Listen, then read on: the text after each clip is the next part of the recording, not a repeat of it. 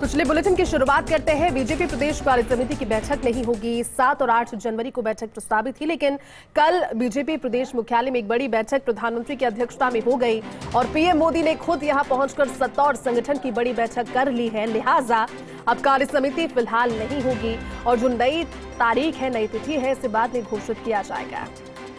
कल प्रधानमंत्री नरेंद्र मोदी एयरपोर्ट से सीधे प्रदेश मुख्यालय पहुंचे थे और अब तक इतिहास में संभवतः इस तरह का पहला वाकया रहा और खुद उनके लिए भी, जब से वो प्रधानमंत्री देश के हैं, पार्टी मुख्यालय में पहुंचना और साथ ही जयपुर में उनका प्रवास। लेकिन बीजेपी प्रदेश कार्य समिति की जो बैठक थी, बैठक 7 और 8 तारीख के लिए प्रस्तावित थी, लेकिन बैठक अब फिलहाल के लिए स्थगित की गई है।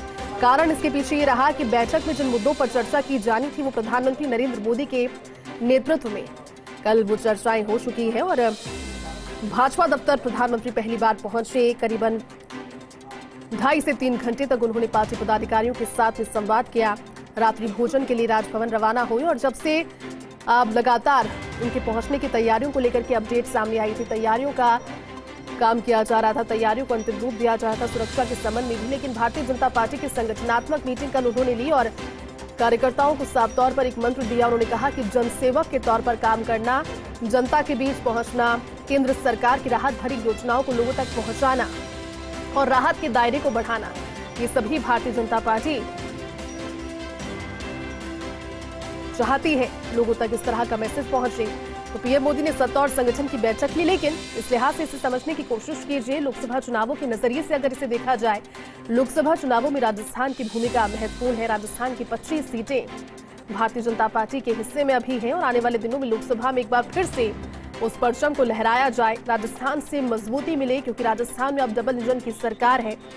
तो इसी खबर पर ज्यादा बातचीत के लिए हमारे साथ पॉलिटिकल एडिटर योगेश शर्मा जी जुड़ गए। योगेश जी, कल प्रधानमंत्री नरेंद्र मोदी की अध्यक्षता में सत्ता और संगठन के मुद्दों पर विस्तृत चर्चा हुई और उसके बाद में अब जानकारी ये है कि जो कार्य समिति की बैठक 7 और 8 तारीख को होने वाली थी, उससे स्थगित किया गया है, क्योंकि कल सारे मुद्दे ऑलमोस्ट कवर कर लिए गए हैं प्रधानमंत्री के द्वारा इस बैठक में।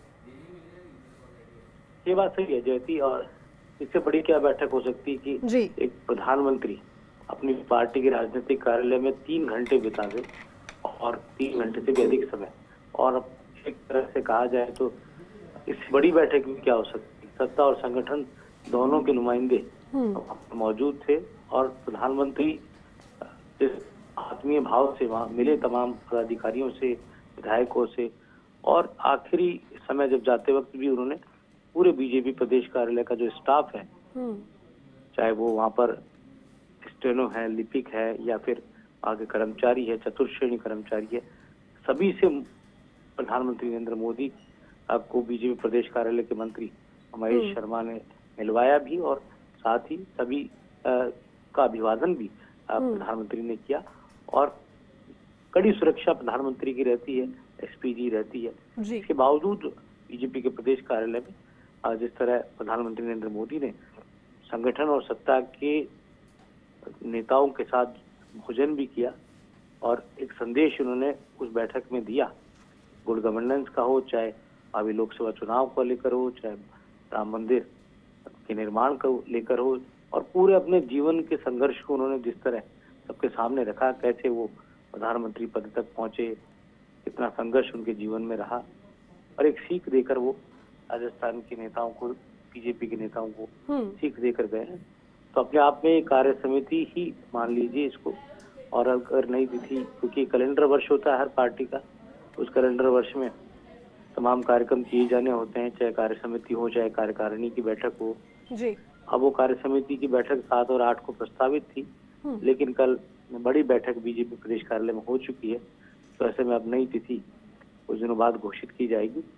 अभी सबसे बड़ा कार्यक्रम जो था, प्रधानमंत्री का आगमन बीजेपी प्रदेश मुख्यालय में, देश के प्रधानमंत्री के तौर पर नरेंद्र मोदी का वहाँ आगमन हुआ, और इसी बात से पूरी बीजेपी इस वक्त प्रफुल्लित भी है, गदगद भी है। राजस्थान की बीजेपी को इतना समय देना, कार्यालय में इतना वक्त देना, ये अपने आप में किसी भी बीजेपी के नेता ने सोचा नहीं था। लेकिन प्रधानमंत्री, क्योंकि हम जानते हैं कि वो लीक से हटकर काम करते हैं, तो वही उन्होंने कल दिखाया कि कैसे वो लीक से हटकर काम करते हैं। और रात को भी उन्होंने बहुत देर तक, कहा जा रहा है कि राजभवन में मुख्यमंत्री भजनलाल शर्मा के साथ लंबी बैठक की है। उप मुख्यमंत्री दिया कुमारी भी मौजूदगी रही और प्रेमचंद बैरवा भी मौजूद रहे। तो एक तरह से गुड गवर्नेंस, कैसे सरकार को पूरे जन कल्याण के काम करने हैं, कैसे आगे बढ़ना है, और पूरा जो संदेश था कल बैठक में, जिन जिन नेताओं ने उनके संदेश को सुना, आत्मसात किया, वो वाकई में बहुत महत्वपूर्ण है। राजनीति में कैसे आगे बढ़ा जाता है, क्या ऐसे काम करने होते हैं जिसके लिए आप सबसे अलग दिखे, वो तमाम टिप्स प्रधानमंत्री नरेंद्र मोदी ने बताया। उन्होंने कहा अगर आप खुद सुधरेंगे तो आप तमाम चीजों को सुधार सकते हैं। अगर आप मंत्री हैं और अगर खुद कार्यालय में अगर 3 घंटे देरी से पहुंचेंगे तो आपका अधिकारी होगा वो आपसे भी देरी से पहुंचेगा। अगर आप समय पर कार्यालय में पहुंचेंगे तो आपका अधिकारी भी समय पर आपको मिलेगा। प्रधानमंत्री नरेंद्र मोदी ने कहा कि उन्होंने अपने मुख्यमंत्रित्व काल में भी कभी किसी अफसर को डांटा नहीं, कभी किसी के अफसर के ट्रांसफर में कोई रुचि नहीं दिखाई, और फिर भी सब उनका कहा मानते थे और सब उनके निर्देशों की पालना करते थे।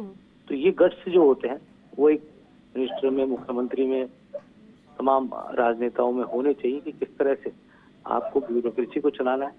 प्रधानमंत्री ने ये भी कहा कि ब्यूरोक्रेसी अपनी जगह रहती है, सत्ता बदलती है, ब्यूरोक्रेट अपनी जगह पर स्थापित रहते हैं, लेकिन एक पॉलिटिशियन को हमेशा बदलाव देखना पड़ता है। इसलिए जब वो सत्ता में हो, मंत्री के पद पर हो या विधायक हो, तो उसको उस अनुरूप काम करना चाहिए, अपने आप को बदलाव लाकर काम करना चाहिए, तभी आप अपने पद के साथ पूरी तरह आप कहा जा सकता है सदुपयोग कर सकते हैं। जी बिल्कुल योगेश जी, और जनसेवक के तौर पर सभी काम करें, ये भी सीख उन्होंने दी। शुक्रिया योगेश जी।